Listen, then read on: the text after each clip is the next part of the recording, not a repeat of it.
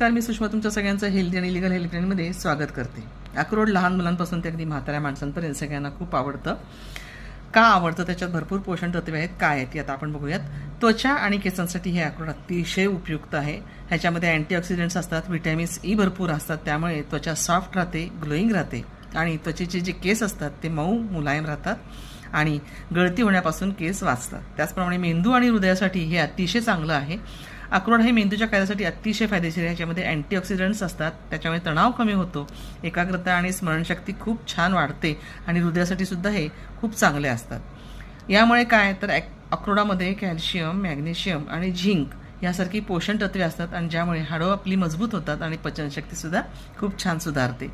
तसंच दिवसभरात किती अक्रोड खाल्लं पाहिजे तर 2 ते 4 अक्रोड तुम्ही दिवसभरामध्ये खाल्ले पाहिजेत. त्याच्यामुळे काय होतं तर तुमचा मधुमेहाचा 2 टाईप हा कमी होतो, साखरेचं प्रमाण कमी होतं. पाणी घालून अक्रोड भिजवून खाल्ले तर रक्तातील साखर नियंत्रणात राहते.